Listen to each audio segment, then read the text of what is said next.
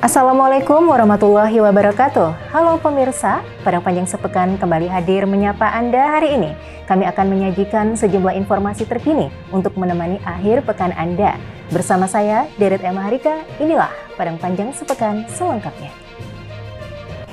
Wali Kota Fadly Amran raih gelar Ayah Genre Kolaboratif dari perwakilan BKKBN Provinsi Sumatera Barat atas kepeduliannya terhadap program Generasi Berencana atau Genre. Gelar yang hanya diberikan pada 2 kepala daerah di Sumatera Barat ini diserahkan oleh Bunda Genre Sumatera Barat, Harnely Bahar Mahyeldi. Gelar Ayah Genre Kolaboratif diserahkan Bunda Genre Sumbar Harnely Bahar Mahyeldi pada acara Malam Apresiasi Duta Genre dan Jambore Ajang Kreativitas atau ADUJA Sumatera Barat 2023 yang digelar di Hotel Truntum Padang pada Sabtu 29 Juli malam. Program Genre bertujuan mendorong para remaja berperilaku sehat, menghindari seks bebas, HIV/AIDS, mendewasakan usia pernikahan dan mempunyai perencanaan kehidupan berkeluarga.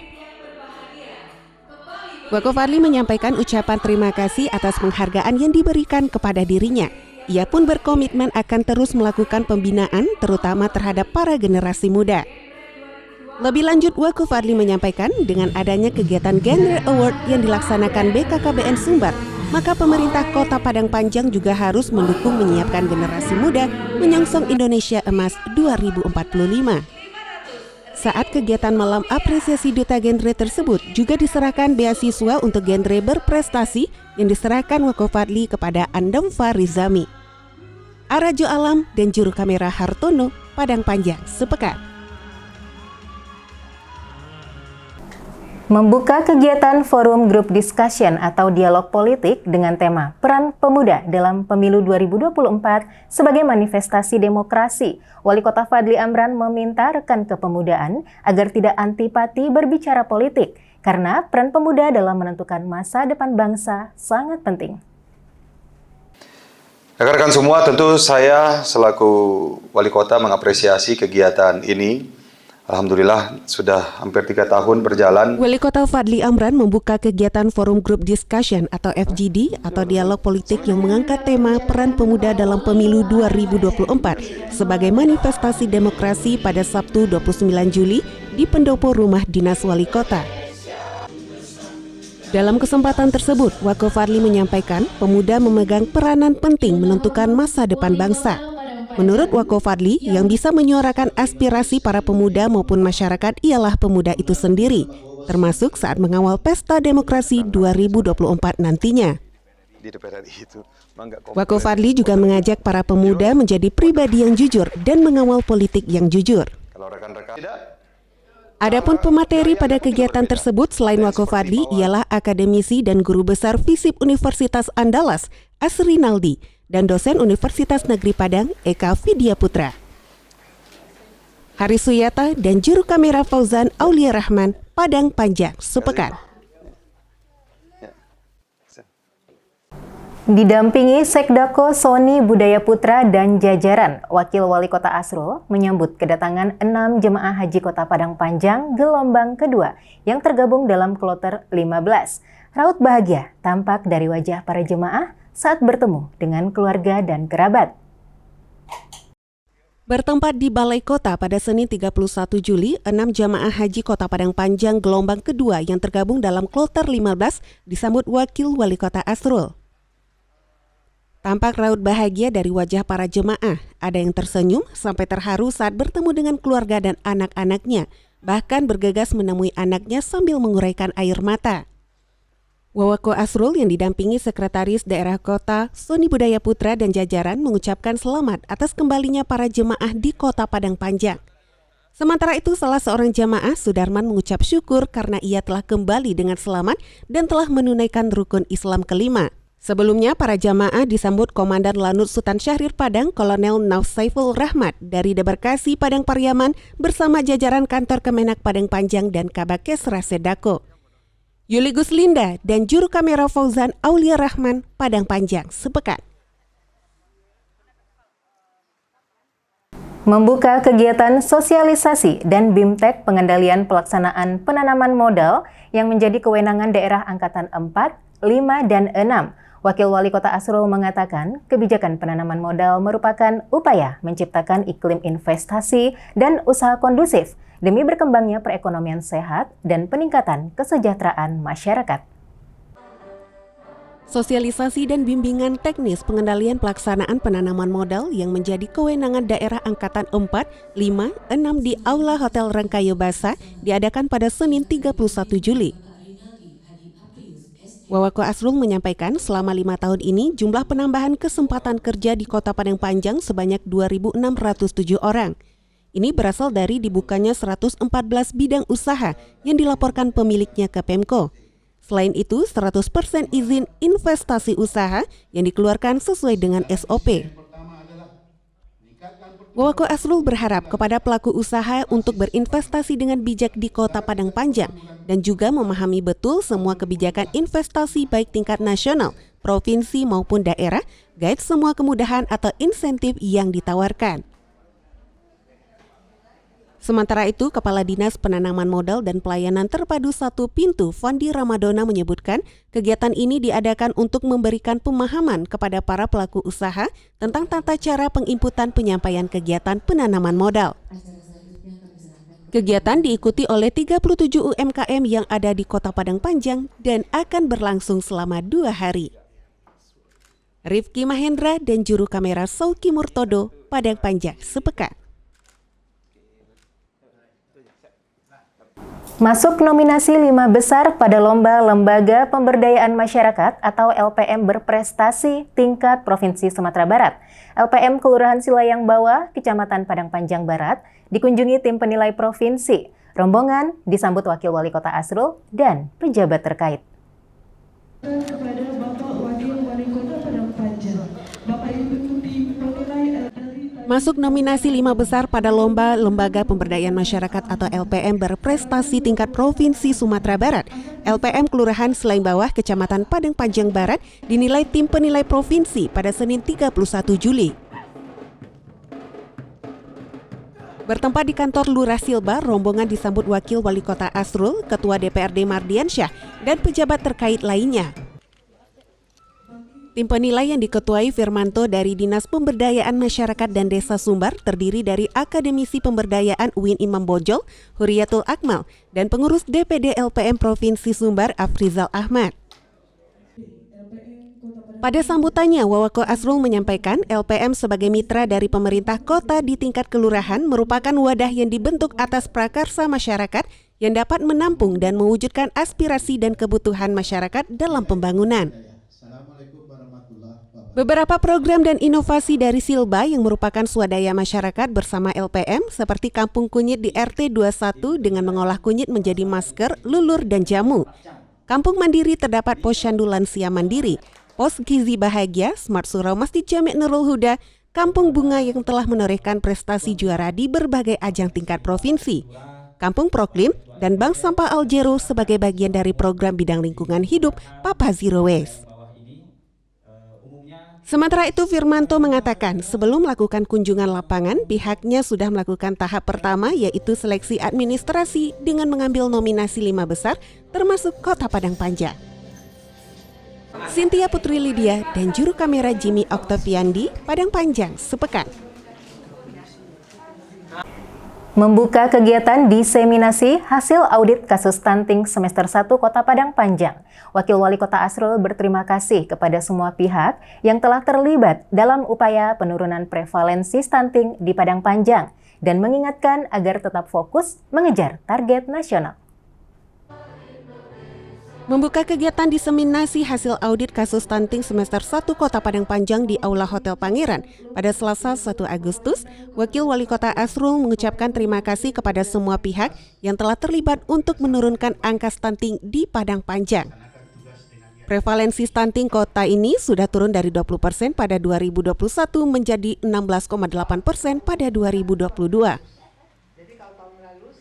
Lebih lanjut, Wawako Asrul mengatakan Pemko telah melakukan audit sejak Januari hingga Juli dan hingga dilaksanakan evaluasi dari beberapa langkah yang telah dilaksanakan selama 6 bulan tersebut untuk menurunkan kasus stunting di Padang Panjang. Sementara itu, Kepala Dinas Sosial PPKB P3A Osman Binur mengatakan Audit kasus stunting ini dilaksanakan untuk mengevaluasi sekaligus mencari penyebab resiko terjadinya stunting dalam kelompok sasaran. Kegiatan yang digelar Dinas Sosial PPKB P3A ini turut dihadiri Ketua TPPKK Kota Dian Puspita Fadli Amran, OPD terkait, Camat dan Lurah sekota Padang Panjang. Serta menghadirkan 4 narasumber diantaranya Dr. Yunira Yunirman, Dr. Adriswan, Roro Nurhayati, dan Hilderia Haloho. Yuli Guslinda dan juru kamera Sauki Murtodo, Padang Panjang sepekan. Pererat silaturahmi, Gabungan Organisasi Wanita atau GOW Kota Padang Panjang kembali adakan pertemuan bulanan. Dibuka oleh Wakil Ketua GOW Susi Lestari, kegiatan dilaksanakan oleh Lansia Sakinah dengan agenda wirid yang disampaikan oleh Ustadz Ade Sehabudin. Pererat silaturahmi, Gabungan Organisasi Wanita atau GOW Kota Padang Panjang kembali mengadakan pertemuan bulanan. Pertemuan kali ini dilaksanakan di Aula Dinas Sosial PPKB P3A pada Selasa 1 Agustus. Pertemuan yang dibuka Wakil Ketua GOW Susi Lestari dilaksanakan Lansia Sakinah dengan agenda wirid yang disampaikan Ustadz Ade Sehabudin. Sementara dalam ceramahnya, Ustadz Ade Sehabudin membahas tentang keistimewaan perempuan. Ia menyampaikan perempuan adalah makhluk yang paling istimewa karena memiliki derajat yang paling tinggi, sehingga tidak boleh diremehkan dan dilecehkan. Syifa Nabila dan juru kamera Sauki Murtodo, Padang Panjang sepekan. Setelah mendapat kepastian mengenai rombongan belajar atau rombel tambahan di SMA Negeri 2 dan SMA Negeri 1 Padang Panjang, kegiatan belajar mengajar pada rombel tambahan di Sanggar Kegiatan Belajar berlangsung lancar dan kondusif. Siswa pun dapat aktif dalam berdiskusi di kelas. Memasuki hari kedua pada Selasa 1 Agustus, kegiatan proses belajar mengajar atau PBM pada rombel tambahan di SMA Negeri 2 dilaksanakan di Sanggar Kegiatan Belajar. Kegiatan PBM dimulai dengan kegiatan pengenalan mata pelajaran. Kegiatan yang diadakan di kelas tambahan, kelas 10-9 itu dipandu Susi Novita yang merupakan guru mata pelajaran Teknologi Informasi dan Komunikasi yang memberikan pelajaran mengenai pengenalan dasar-dasar teknologi. Kegiatan PBM berlangsung lancar dan kondusif sehingga siswa dapat aktif dalam berdiskusi di kelas. Salah satu siswa SMA Negeri 2 yang termasuk dalam rombel tambahan, Radit Fadilah Ridwan, mengaku senang dengan kegiatan belajar di kelas baru ini. Penantiannya dalam menunggu kepastian sekolahnya berakhir manis. Radit yang juga ketua kelas 10-9 menuturkan, teman-teman di kelas sangat membantunya untuk berorientasi di lingkungan baru. Ditambah guru-guru yang mengajar di kelas juga aktif, sehingga para siswa juga turut aktif di kelas. Kepala SMA Negeri 2 Yurnilis menjelaskan keberadaan kelas tambahan di SKB merupakan bantuan dari Dinas Pendidikan dan Kebudayaan Padang Panjang yang telah mengupayakan penambahan kelas yang tidak tercukupi di SMA Negeri 2. Putri Fadila dan juru kamera Jimmy Oktaviandi, Padang Panjang sepekan. Dinas Sosial PPKB PPPA selenggarakan sosialisasi pencegahan dan penanganan kekerasan terhadap perempuan dalam rumah tangga. Kegiatan yang salah satunya bertujuan meminimalisir kasus KDRT tersebut dihadiri 50 ketua RT se-Padang Panjang. Sosialisasi pencegahan dan penanganan kekerasan terhadap perempuan dalam rumah tangga yang diselenggarakan Dinas Sosial PPKB P3A berlangsung di Aula Lokabina Karya atau LBK pada Rabu 2 Agustus dan berakhir Kamis 3 Agustus. Dalam kegiatan yang dihadiri 50 ketua RT sekota Padang Panjang, Kepala Dinas Sosial BPKB P3A Osman Binur mengatakan, kekerasan dalam rumah tangga sebenarnya banyak terjadi.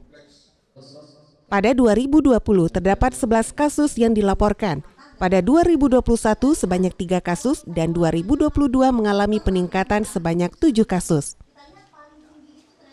Pada hari pertama sosialisasi hadir sebagai narasumber Ketua TPPKK Kota Dian Puspita Fadli Amran dan psikolog Sri Nurhayatini. Dalam materinya, Dr. Dian memaparkan di Sumatera Barat termasuk dalam kategori rendah untuk kasus kekerasan. Terhitung Januari 2023, sebanyak 100 kasus kekerasan yang sudah dilaporkan. Sebanyak 90% merupakan kasus KDRT. Syifa Nabila dan juru kamera Jimmy Oktaviandi, Padang Panjang sepekan.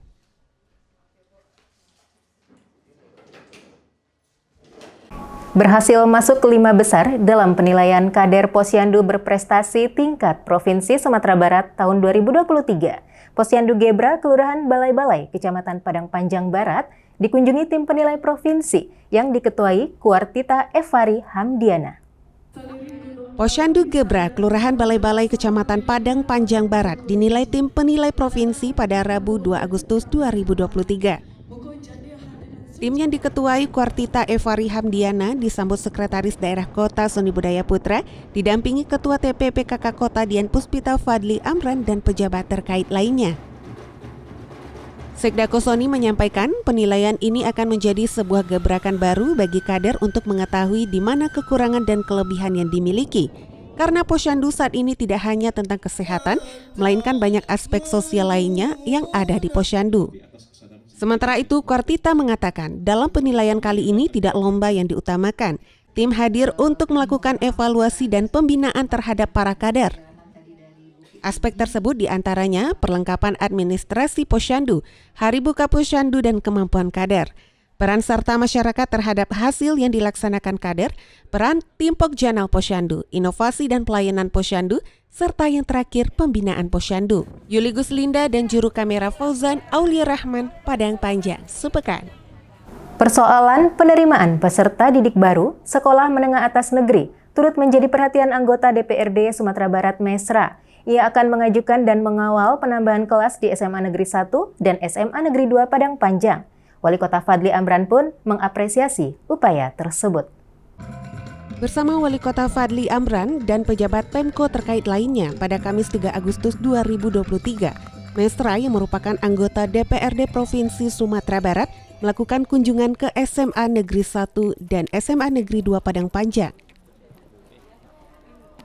Menjalankan fungsinya sebagai legislatif, Mesra bakal mengajukan dan mengawal penambahan kelas di SMA Negeri 1 dan SMA Negeri 2, masing-masingnya sebanyak 1 ruangan, dan 2 ruangan di SMA Negeri 1 Sumbar pada 2024 nanti.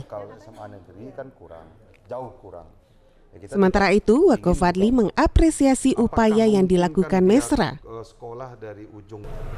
Apakah memungkinkan dia sekolah dari ujung timur itu ke SMA 3 itu mungkin, pasti mungkin. Tetapi apakah memberatkan? Bisa jadi ya, kan begitu. Nah, maksud saya adalah ketika memang rumbal ini ditambah, ini kan bisa menjadi target solusi sementara. Kenapa tidak SMA 4 ini pun juga ada, saya tidak ada masalah. Kan kalau memang walaupun tidak terakomodir masyarakat Padang Panjangnya, kan bisa terakomodir masyarakat luar Padang Panjang. Toh Pak Gubernur waktu itu menyampaikan itu. Wako Fadli juga berterima kasih kepada Mesra karena telah turun ke lapangan mengecek beberapa lokasi alternatif pembangunan ruangan baru SMA Negeri 1, SMA Negeri 2, dan SMA Negeri 1 Sumbar.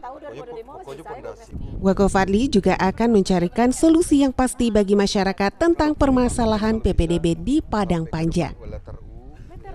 Haris Suyata dan juru kamera Fauzan Aulia Rahman, Jimmy Oktaviandi, Padang Panjang, sepekan. Demikianlah sajian berita Padang Panjang sepekan edisi kali ini. Semoga rangkaian informasi yang kami berikan tadi bermanfaat untuk Anda. Pemirsa, terus saksikan Padang Panjang sepekan di kanal YouTube Padang Panjang TV. Jangan lupa subscribe, like, dan share. Mewakili seluruh kru yang bertugas, saya pamit undur diri. Terima kasih atas perhatian Anda. Selamat berakhir pekan. Wassalamualaikum warahmatullahi wabarakatuh.